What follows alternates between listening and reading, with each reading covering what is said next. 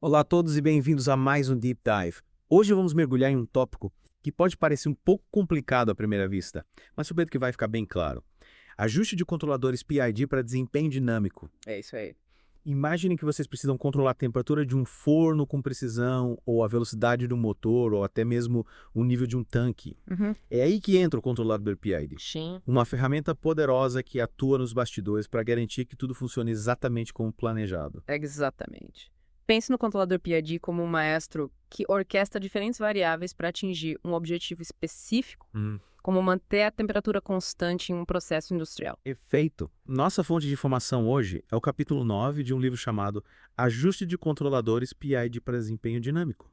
Legal. E nosso objetivo é desvendar os segredos por trás do ajuste desses controladores. Isso. Ou seja, como encontrar os valores ideais para os parâmetros KCI e TD, É. para que o sistema opere da forma mais eficiente e estável possível. E antes de começarmos a falar sobre o ajuste em si, é fundamental entender o que define um bom desempenho do controlador. Certo. O capítulo destaca 3 objetivos principais. Ok. Primeiro, queremos que a variável controlada, ou seja, aquilo que estamos tentando regular, atinja e permaneça no ponto de ajuste desejado. Seria como um carro autônomo que precisa manter uma velocidade constante em uma estrada sinuosa. Ele tem que se ajustar às curvas sem perder o controle ou comprometer a segurança dos passageiros. Exatamente. Para medir o quão bem o controlador está fazendo isso, usamos o IAI, Ah. que significa integral do erro absoluto. Certo. Quanto menor o IAI, melhor o controlador está performando. É. O segundo objetivo reconhece que nenhum modelo é perfeito. Hum. As coisas mudam no mundo real e um bom controlador precisa lidar com essas variações. É verdade. Imagina que no exemplo do carro autônomo começa a chover. O controlador precisa levar em conta essa nova variável para manter a estabilidade do veículo. Faz sentido. Seria como um cozinheiro experiente que precisa ajustar a receita se a temperatura do forno não estiver como esperado, por exemplo. Perfeito. E o terceiro objetivo foca na variável manipulada. Certo. Essa é a variável que o controlador ajusta para manter a variável controlada no caminho certo. Aham. Não queremos que o controlador faça ajustes bruscos e cause instabilidade no sistema. Voltando ao exemplo do carro autônomo, Sim. seria como se o controlador fizesse com que o carro acelerasse e freasse bruscamente a todo momento, Entendi. o que seria ineficiente e desconfortável, além de perigoso. Então, o ajuste do controlador PD envolve encontrar um equilíbrio entre responder rapidamente às mudanças, mas sem causar instabilidades no processo. Exatamente. O capítulo usa um exemplo simples de um processo de mistura para ilustrar esses conceitos. Então? Imagine um tanque onde duas correntes de líquido se misturam. Certo. O objetivo é controlar a concentração de um determinado componente na corrente de saída. Mudanças na vazão de uma das correntes de entrada afetam a dinâmica do sistema. E é aí que entra o ajuste do controlador PID, para garantir que mesmo com essas variações, a concentração desejada seja mantida. Certo. Agora vamos falar sobre os 3 parâmetros principais do controlador PID, que é TT, T e TD. Isso. Para que serve cada um deles e como eles influenciam o desempenho do sistema. O ganho do controlador QT determina a intensidade da resposta do controlador a um erro. Um ganho alto significa uma resposta rápida, mas pode levar a oscilações e instabilidades. Certo. Como se o carro autônomo acelerasse muito rápido ao identificar uma pequena variação na velocidade. Um ganho muito baixo, por outro lado, Sim. torna o sistema lento para reagir, como se o carro demorasse para acelerar mesmo quando a velocidade estivesse bem abaixo do desejado. Sim, qualquer T é como se fosse o nível de sensibilidade do controlador, certo? Sim. Já o tempo integral atua na eliminação do erro em regime permanente. Ele corrige o erro residual que o controlador proporcional não consegue eliminar. Entendi. Um tempo integral curto significa correções rápidas, Certo. mas pode aumentar as oscilações como se o carro estivesse constantemente corrigindo a direção mesmo em linha reta. Um tempo integral longo, por outro lado, pode tornar a correção do erro muito lenta. E o TD para que serve? O tempo derivativo TD é a parte inteligente do controlador PID. Ah. Ele prevê o erro futuro com base na taxa de variação da variável controlada, como se o carro autônomo pudesse enxergar a curva antes de chegar nela e se preparar para fazer a curva com suavidade. Certo. O TD ajuda a melhorar a estabilidade. Ok. Mas pode ser sensível a ruídos nas medições, como se o carro recebesse informações incorretas sobre a estrada e fizesse correções desnecessárias. Então, encontrar a combinação certa desses 3 parâmetros é crucial para um bom desempenho do controlador PID, certo? Com certeza. Uhum. Ajustar os 3 parâmetros simultaneamente é fundamental, pois eles interagem entre si. Uhum. É como preparar um bolo. Você não pode simplesmente mudar a quantidade de um ingrediente sem considerar como isso afeta os outros. E como os engenheiros fazem para encontrar a combinação ideal desses parâmetros? Eles testam diferentes valores aleatoriamente, até encontrar o que funciona. Existem técnicas sofisticadas de otimização que envolvem muitos testes e simulações. Certo. Mas o capítulo também apresenta uma ferramenta muito útil: as correlações de ajuste. Interessante. Especificamente, ele foca nas correlações de Siancon. Parece interessante. O que são essas correlações e como elas podem ajudar no ajuste do controlador? As correlações de Cianconi são fórmulas que fornecem um bom ponto de partida para os parâmetros de ajuste, com base na dinâmica do processo. Certo. Elas foram desenvolvidas a partir de um modelo simplificado do processo, chamado modelo de primeira ordem com tempo morto. Beberam um pouco modelo de primeira ordem com tempo morto. Você pode explicar melhor o que isso significa? Claro. Muitos processos no mundo real, como o exemplo do tanque de mistura que mencionamos, Sim. podem ser aproximados por esse tipo de modelo. Basicamente significa que a resposta do sistema a uma mudança não é instantânea. Certo. Há um atraso, ou tempo morto, antes que a variável controlada comece a reagir. Certo? Como o tempo que leva para a água quente chegar à torneira depois que você abre. Exatamente. E esse tempo morto é um fator crucial nas correlações de Cianconi. Existe um conceito chamado fração do tempo morto, que é a razão entre o tempo morto e o tempo total que o sistema leva para atingir 63% do seu valor final. Entendi até aqui. Ok. E como essa fração do tempo morto se relaciona com as correlações? As correlações de Cianconi mostram que geralmente o ganho do controlador Keto deve ser menor para processos com tempos mortos mais longos. Sentido. Isso faz sentido porque você não quer que o controlador reaja de forma exagerada quando há um atraso significativo na resposta do sistema. Então, quanto maior o tempo morto, mais calmo o controlador precisa ser. Exatamente. E as correlações fornecem fórmulas específicas para calcular o ganho do controlador, o tempo integral e o tempo derivativo, recomendados com base nessa fração do tempo morto. Isso parece muito útil. Então, com essas correlações, os engenheiros podem pular toda a parte complexa de otimização e simplesmente aplicar as fórmulas para obter um controlador perfeitamente ajustado. Bem, não é tão simples assim. Ah. As correlações de Cianconi são um ótimo ponto de partida. Mas é importante lembrar que elas são baseadas em um modelo simplificado. As condições do mundo real sempre têm alguma variação, então o ajuste fino ainda é crucial. Ah, então é como ter um rascunho de um texto, mas ainda é preciso revisar e editar para que ele fique perfeito. Exatamente. E o capítulo detalha como os engenheiros usam mudanças no ponto de ajuste para diagnosticar e refinar o ajuste. Ao observar como o sistema responde a essas mudanças, eles podem identificar se o controlador está muito agressivo, muito lento, ou se há outros problemas que precisam ser resolvidos. Então, um processo iterativo. Testar, observar, ajustar e repetir. Sim. E o capítulo enfatiza a importância de observar tanto a variável controlada quanto a variável manipulada durante o processo de ajuste fino. É como verificar o velocímetro e o medidor de temperatura do motor enquanto dirige.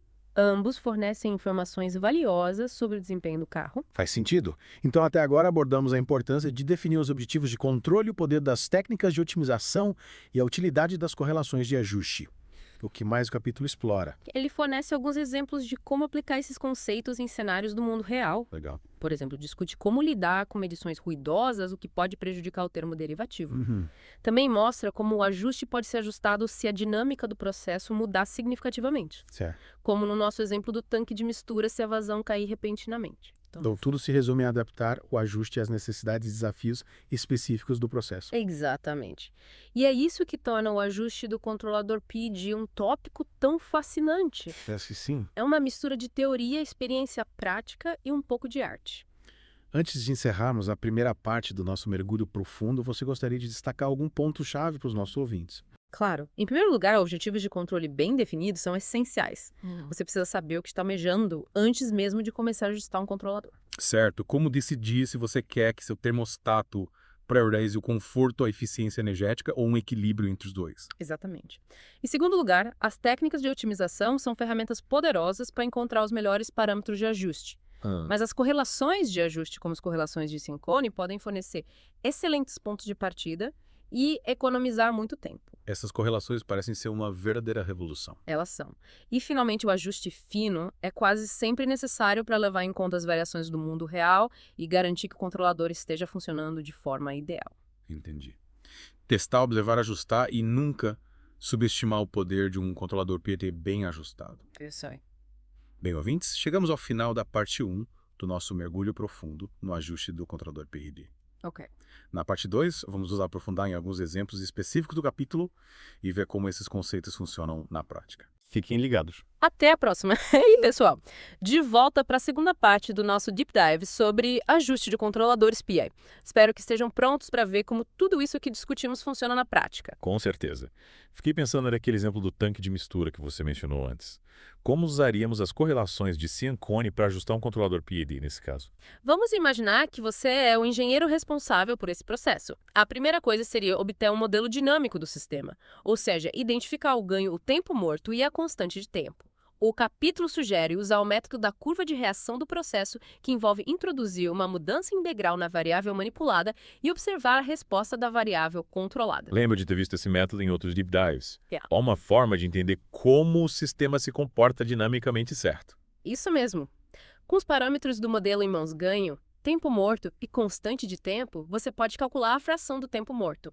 Lembrando que é o tempo morto dividido pelo tempo total que o sistema leva para atingir 63% do valor final após a mudança integral. E a partir daí aplicamos a fração do tempo morto nas correlações de Ciancone para obter os valores iniciais para os parâmetros do controlador certo. Exatamente. As correlações fornecem valores para Ks aqui π, θ plus tal, e Td, parâmetros adimensionais que discutimos anteriormente. Aí é só converter esses valores para as configurações reais do controlador KT e TD, usando o ganho do processo e a soma do tempo morto e da constante de tempo. Entendi. Parece que as correlações simplificam bastante o processo comparado com tentar definir os parâmetros do zero. Sem dúvida. E o mais interessante é que o capítulo mostra que as correlações funcionam surpreendentemente bem mesmo para processos que não se encaixam perfeitamente no modelo de primeira ordem com tempo morto. Sério. Quer dizer que elas podem ser aplicadas em outros tipos de sistemas. Sim, desde que a dinâmica do processo possa ser razoavelmente aproximada por esse modelo, ou seja, que tenha uma resposta em forma de S. Há uma mudança em degraus, as correlações de Ciancone podem servir como um bom ponto de partida. Que legal! Isso mostra o poder desses modelos simplificados para entender e controlar sistemas complexos. Com certeza. Mas é preciso ter em mente que nenhuma correlação é perfeita. As condições reais sempre apresentam variações, então o ajuste fino ainda é fundamental. Falando em ajuste fino, como podemos usar as informações do capítulo para fazer esse ajuste na prática? Uma técnica muito útil é observar a resposta do sistema a uma mudança no ponto de ajuste. Isso permite analisar como os modos proporcional e integral estão funcionando e fazer ajustes se necessário. Então a ideia é analisar as curvas de resposta e identificar se o controlador está respondendo de forma adequada. Se estiver muito agressivo, talvez seja preciso reduzir o ganho ou aumentar o tempo integral. Se estiver muito lento ou oposto. Exatamente. O capítulo dá exemplos bem interessantes desse processo diagnóstico. Ele mostra como o salto inicial na variável manipulada pode revelar informações sobre o ganho do controlador e como a forma da resposta pode ajudar a avaliar o tempo integral. Também reforça a importância de observar tanto a variável controlada quanto a variável manipulada para ter uma visão completa do comportamento do sistema. É como se fosse um trabalho de detetive buscando pistas na resposta do sistema para descobrir como melhorar o ajuste do controlador. Perfeito. O capítulo também aborda um exemplo bem interessante de como lidar com medições ruidosas, um desafio comum em aplicações reais, já que os dados dos sensores raramente são perfeitos. Imagino que o ruído pode atrapalhar bastante o termo derivativo, já que ele se baseia na taxa de variação da variável controlada. Sim, exatamente. O capítulo mostra que reduzir o tempo derivativo ou até mesmo eliminar o termo derivativo pode ajudar a suavizar a resposta do controlador e minimizar o impacto do ruído. Então o segredo é encontrar o equilíbrio entre responsividade e estabilidade, levando em conta fatores do mundo real, como as medições ruidosas. Exatamente. E o capítulo reforça que o ajuste fino geralmente é um processo iterativo. Você faz um ajuste, observa os resultados e faz mais ajustes até atingir o desempenho desejado. Parece uma mistura de ciência e arte. Concordo plenamente. Antes de passarmos para a última parte do nosso Deep Dive, acho importante destacar a relevância prática de tudo isso. Controladores PID estão em toda parte do nosso dia a dia. Carros, eletrodomésticos, fábricas e até em sistemas complexos como espaçonaves. É incrível como dependemos desses sistemas de controle que parecem simples, mas são extremamente poderosos. Realmente, entender como ajustá-los de forma eficaz pode ter um impacto enorme em diversos aspectos, como eficiência, produtividade, segurança e confiabilidade. Bem lembrado. Estou curioso para saber quais outras ideias vamos explorar na última parte do nosso Deep Dive. E vocês ouvintes não percam a conclusão da nossa jornada pelo mundo do ajuste de controladores PID. De volta ao Deep Dive. Na reta final da nossa conversa sobre controladores PD, acho que é importante a gente destacar algo que o capítulo menciona várias vezes. O ajuste não é uma receita de bolo com medidas fixas. Isso. Ele precisa ser adaptado aos objetivos e limitações de cada processo. Perfeito. Os autores enfatizam a importância de levar em conta fatores como erros no modelo ruídos nas medições e o comportamento desejado tanto da variável controlada quanto da variável manipulada. Eles deixam claro que o ajuste ideal para um conjunto de objetivos pode não ser o melhor para outro. É como equilibrar vários pratos ao mesmo tempo, buscando o ponto ideal entre desempenho, robustez e praticidade. Sim. Lembra daquele exemplo que a gente discutiu, em que o sistema de controle estava lidando com medições ruidosas? Sim, aquele em que reduzir o tempo derivativo ou até mesmo eliminá-lo ajudou a suavizar a resposta do controlador. Exatamente. Esse caso ilustra bem como o ajuste precisa ser adaptado aos desafios específicos do processo. Naquela situação, minimizar o impacto do ruído era mais importante do que obter o tempo de resposta mais rápido possível. Isso aí. Ou seja, definir os objetivos de controle com clareza é fundamental, pois eles vão guiar as decisões de ajuste em cada etapa do processo. Sem dúvida. O capítulo também traz outro exemplo interessante em que a dinâmica do processo mudou significativamente devido a uma alteração na vazão. Se me lembro. Ele mostra que mesmo um controlador bem ajustado pode precisar ser reavaliado se o sistema que ele controla passar por uma mudança significativa. Exatamente.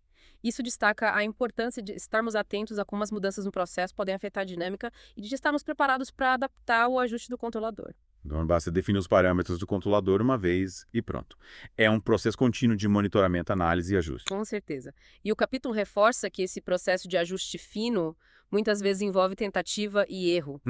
É observar a resposta do sistema, as mudanças a ajustes com base nessas observações e repetir o processo até atingir o desempenho desejado. É como esculpir uma obra de arte. Você começa com uma forma bruta e vai refinando até que ela corresponda à sua visão. Que analogia perfeita. Ela realmente captura a essência do ajuste do controlador PID. Para a gente finalizar o nosso Deep Dive, quais são os pontos-chave que você gostaria que os nossos ouvintes levassem para casa? Primeiramente, os controladores PID são ferramentas poderosas para controlar uma ampla gama de processos, mas a sua eficácia depende de um ajuste adequado. Ou seja, não é algo que você configura uma vez e esquece. Exatamente. Em segundo lugar, o ajuste precisa ser guiado por objetivos de controle bem definidos. O que você quer alcançar? Quais são as suas restrições? Esses objetivos vão determinar as decisões que você vai tomar ao longo do processo. Com certeza. Em terceiro lugar, técnicas de otimização e correlações de ajuste podem fornecer uma orientação valiosa, mas o ajuste fino no mundo real é quase sempre necessário. É uma combinação de teoria e prática. Exatamente. E por último, não tenha medo de experimentar e iterar. Sim. O ajuste muitas vezes é um processo de tentativa e erro, e cada ajuste te aproxima do ponto ideal de desempenho. Bem lembrado. Foi uma jornada fascinante explorar o mundo do ajuste de controladores PID. Ouvintes, esperamos que vocês tenham apreciado esse Deep Dive e adquirido insights valiosos. Até a próxima e que seus sistemas de controle operem sempre de forma suave e eficiente.